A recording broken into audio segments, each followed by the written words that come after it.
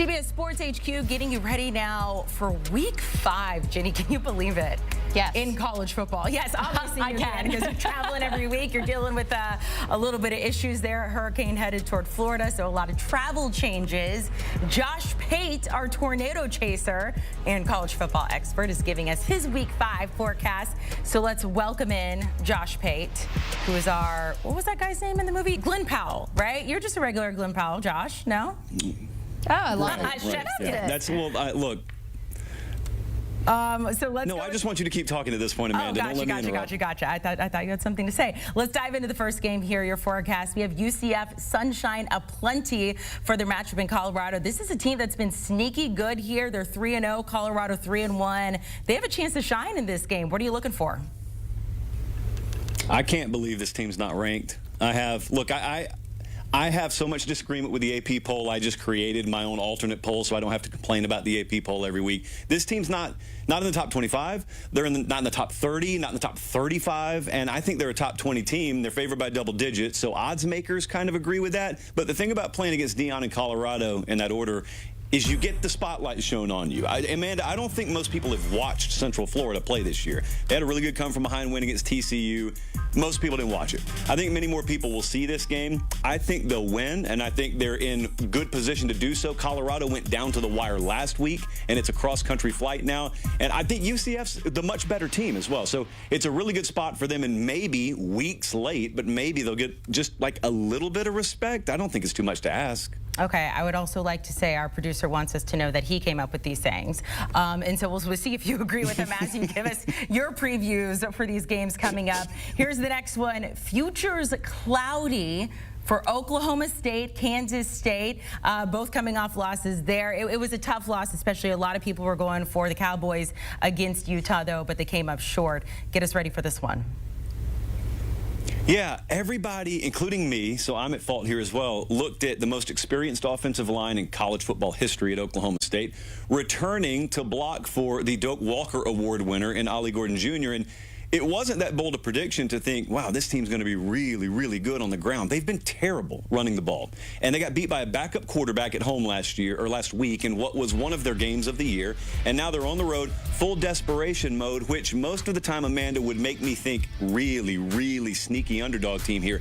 Except that Kansas State went and outgained Brigham Young by over 100 yards and lost 38-9 because they said here and just handed them the ball repeatedly. So I think Kansas State's also in that kind of back against the wall mode. This game right here may very well eliminate someone from Big 12 championship game contention. I lean heavily Kansas State, but it is totally an under-the-radar sort of must-see game in what I think is America's college football conference in the Big 12 this weekend.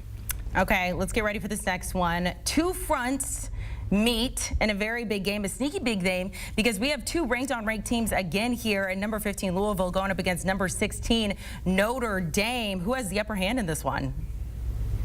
Yeah, this is Convergence, as you know, Amanda. When those fronts meet, good old-fashioned Convergence here, yes. No one knows anything about Louisville either. Jeff Brom, I think, pound for pound, probably the most underrated Power 4 head coach in college football. No one talks about him except in Louisville.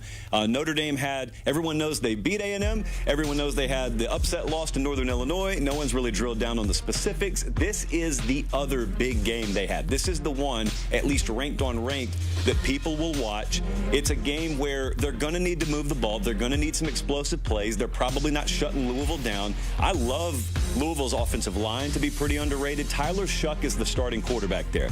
He's transferred. He's been injured his whole career. When he has been healthy, he's been among the best in college football, which is good news because he's healthy. He's been healthy so far this year. So this is going to be a really, really grinder of a game for Notre Dame. I wouldn't overlook it at all, even in South Bend.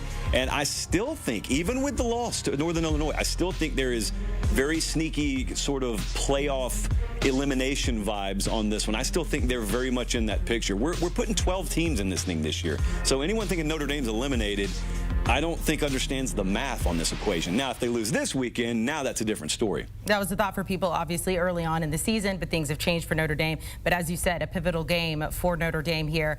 Let's go to this one. I am especially interested in this one. But let's start with Hugh Freeze. Feeling the heat after losing to Arkansas. Auburn hosting Oklahoma this weekend. Hugh Freeze, after the game, he was heated, basically saying, we lost to a team that was worse than us. And he said, no offense to them, no offense to Arkansas, but we lost to a team that was worse than us. Can they have a bounce back against Oklahoma? I think so, but see, as you well know, Oklahoma's in the same position. Oklahoma's sort of in face against the fans, sort of do or die mode as well. It's kind of similar in vibe to that Oklahoma State-Kansas State game. Like, if I had Oklahoma normally going on the road after what just happened to them, I would think, circle the wagons, and they're going to get it done against all odds, but they're facing a team in the same mode. So someone's going to have to lose again this weekend.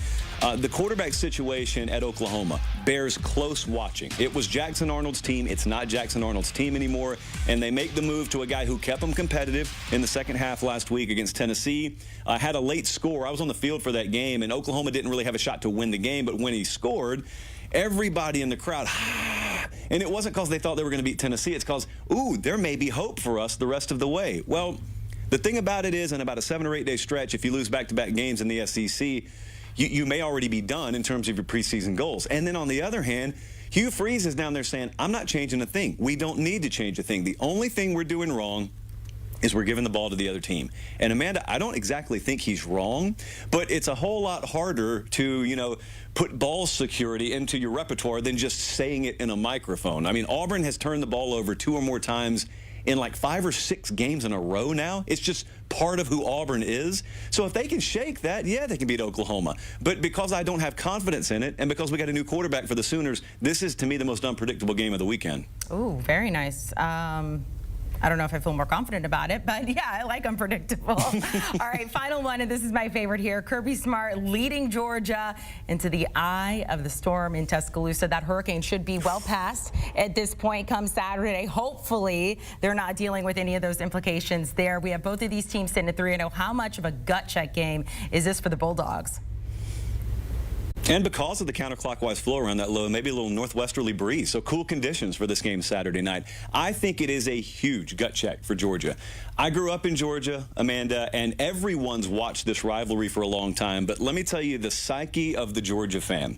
They believe in Kirby Smart. They've always believed in him, and they believed if Nick Saban stuck around at Alabama, they were eventually going to surpass Alabama as a program anyway. They were already going shot for shot with him. Kirby was 1-5 against Saban, but it was only a matter of time. However, in the back of their minds, they've also known this for a long time. They've known Saban's like 25 years older than Kirby. He's going to be gone, and we're going to have a prolonged stretch of Kirby Smart being our head coach in a Saban-less SEC.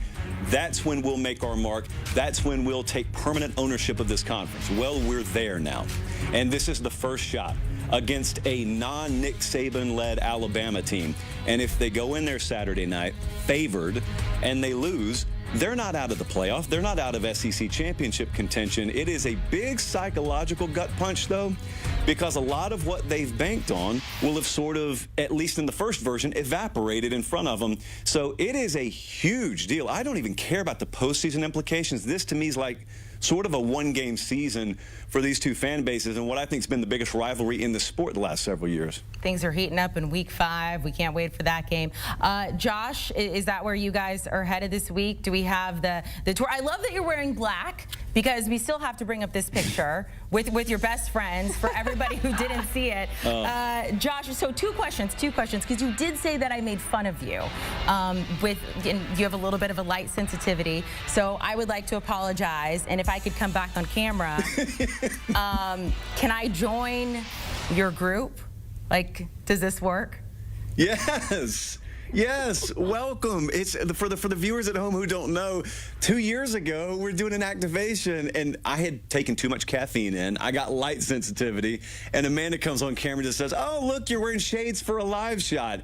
And I felt discriminated against. I'm just going to be real with you, but I'm back now and you've joined the club. I'm welcome. there. Me, you, Dennis, Brandon, Marcello. Like, that's the foursome that everyone's waiting on. Obviously, you know what? I'm going to just ask if I can get off my game this weekend and I'm going to come hang out with y'all and it's going to be a great time. Josh Pate, we appreciate it. Have fun. We'll talk to you as the week rolls along as we get ready for this weekend. You can join Josh Pate's college football show Tuesday, Thursday, Sunday at 8 Eastern live on YouTube.